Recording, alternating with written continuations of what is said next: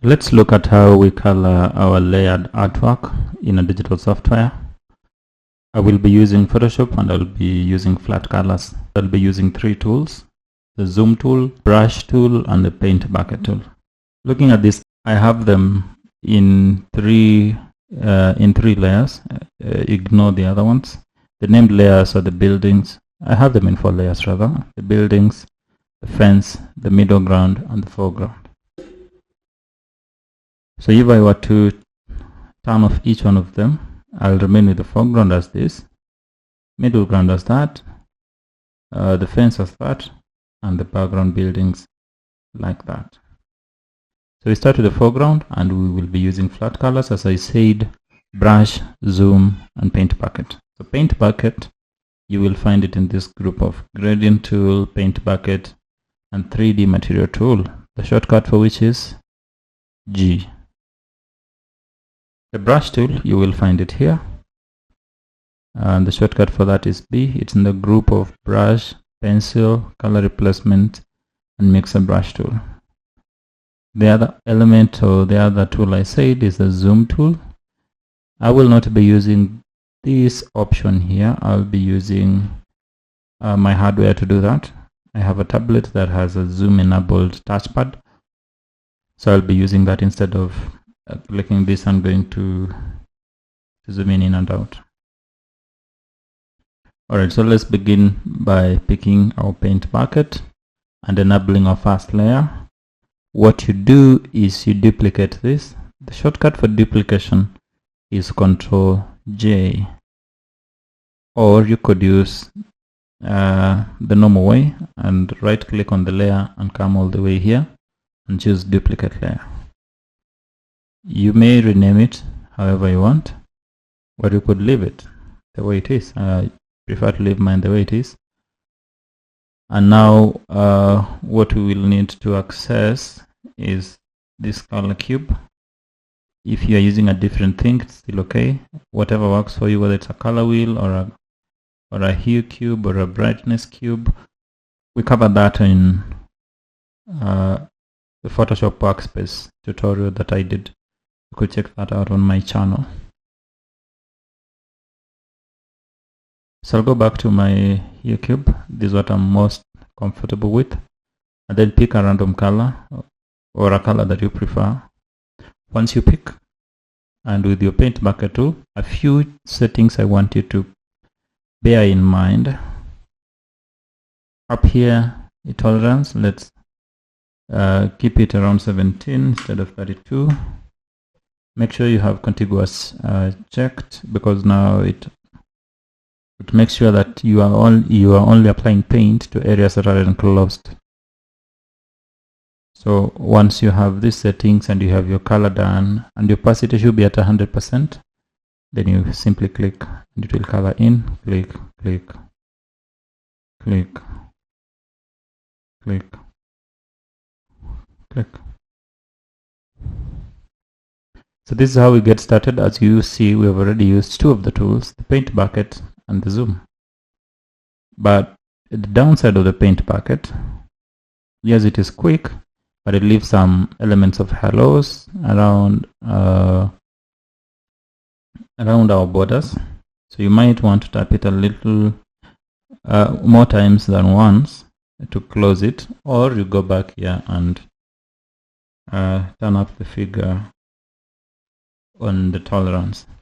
And then for the areas that remain here, for the areas that remain like this small white here, you pick your brush tool. Make sure you have a hardness of 100 and a flow of 100, opacity at 100. You may leave smoothing at 0 or whatever you prefer, and then color it in. You have another area somewhere here and you color that in. Also, we are coloring on the layer below the one that we duplicated. So if you're drawing probably on the area on the layer on top, you will run into a problem like this. So if you are having this problem, you need to switch layers and go back to the one below that. Another thing you might want to adjust I don't do that, but you could do that, is you add a new layer below the two layers that you're using, or below your coloring layers. Why? And this is because we have sections of color that are white. For instance, the white of this eyeball. And then if you color, you will not see which areas of the eyeball have had the white and which ones do not. So you could add a layer down here and give it a different color, completely different color. Just pick a paint bucket and a color and click on the layer, and then go back to your coloring layer and proceed. So we'll use a brush tool for small areas like this. Do this and proceed. And now this way you will be able to see that you have your white colored in. Pick a color. Let's proceed. I'm using a paint bucket tool now. Let's continue. You are at liberty of using your own colors.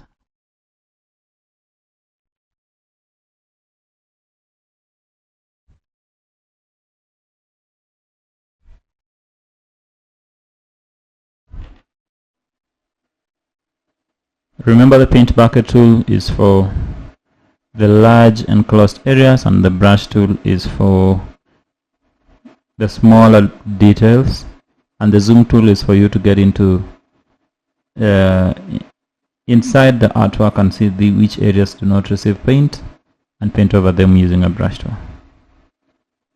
We'll scroll over to this guy here using a brush for the whites of his eyes. Let me use also a brush tool for this, and let me use a paint bucket for the tongue and the paint bucket, and complete my illustration, or rather complete coloring with the brush for the areas that are too tiny. Pick a random color and so on and so forth.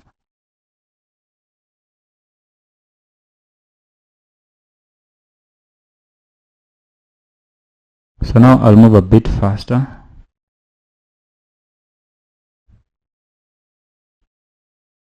So here we are. We've already done our foreground. We need to turn off this layer, or we could drag it down further if we'll need to.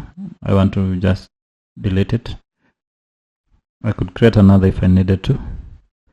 And now what we do is we could at this point merge the two layers, the foreground and the foreground copy. If yours are named the same way, right click on them and choose the option of merge layers.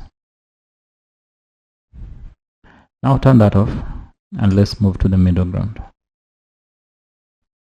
The middle ground has the houses and a tree and this field somewhere here. So let's do the same procedure. Right click on the layer, choose duplicate layer, then pick the lower layer, and using a paint bucket and brush tool, alternating between these two, pick colors and paint over.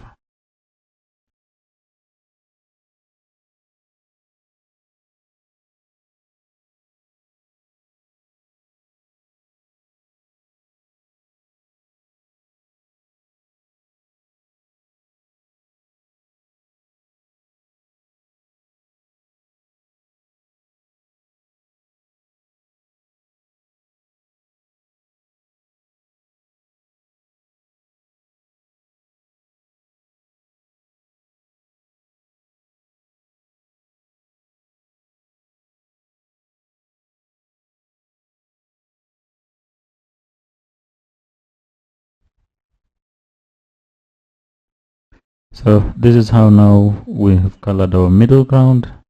I've been picking colors at random. I know yours might look a bit different, mine is different, but here I am with my middle ground done.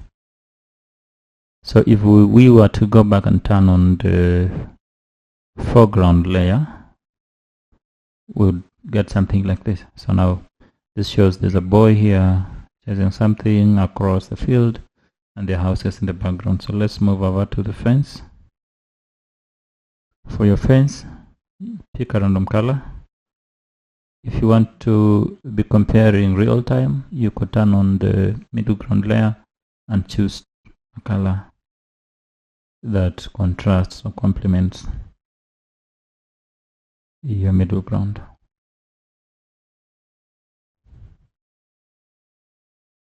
Chosen mine like that, so my fence looks that way. The background layer, if you're using this very sketch, I want you to go and fill in this small area here before you proceed. I just seen it now, so just fill in like that with using a brush tool. Now let's pick our colors. You may want to turn on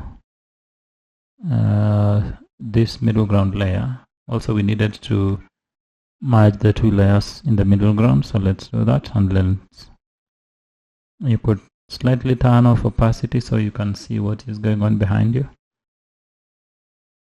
Then the same way, let's duplicate the building layer and use the lower layer to do this, to color on.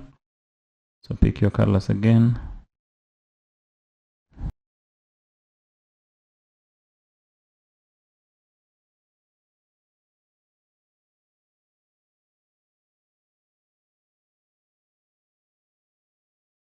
Now turn on this, merge the two of them, merge the two layers, and turn on everything now. Raise the opacity of all the layers to 100%. And now here you are with the three layers of your artwork in flat colors.